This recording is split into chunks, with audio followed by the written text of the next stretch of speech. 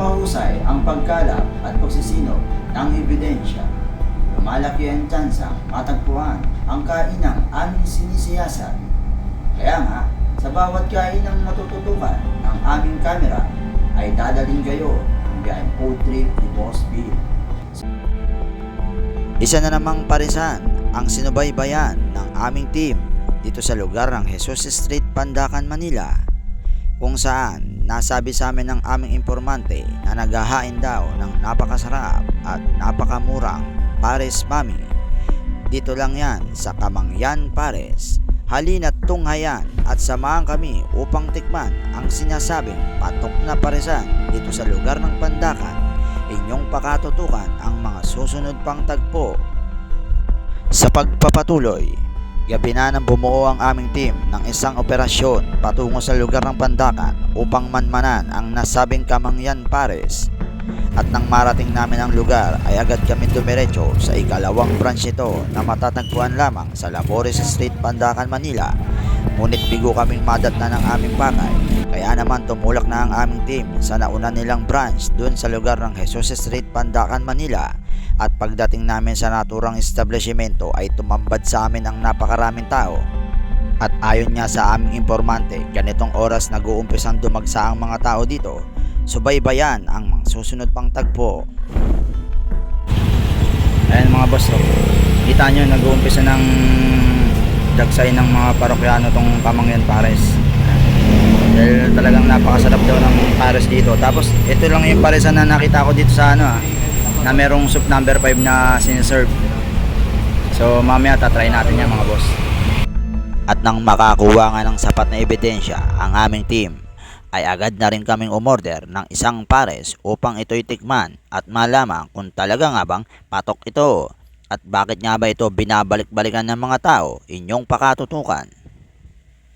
So yun mga boss, ito na yung order natin.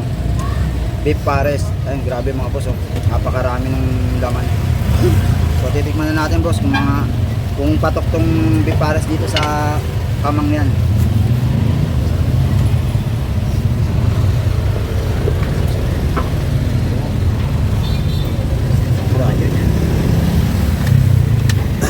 Panalo to. Ang lasa ng beef. Dahil pang taba patok-patok.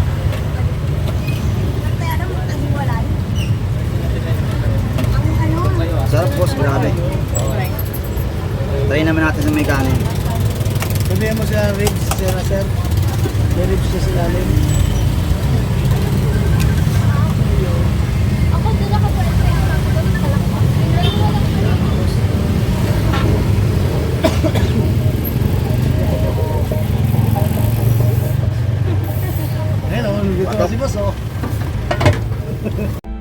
At matapos nga namin tikman ang kanilang pares ay talaga naman palang napakasarap nito.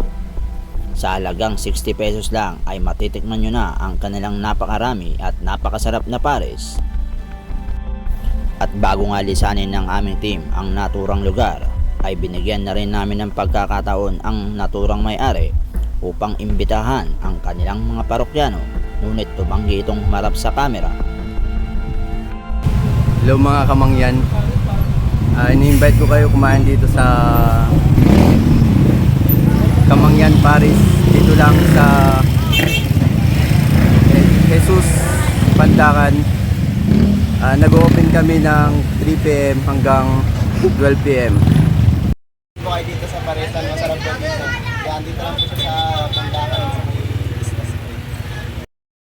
So yun lang guys, maraming salamat sa pagsama sa biyaheng food trip ni Boss Bill. Pag mapanood nyo po tong video to, don't forget to like, comment, follow and share.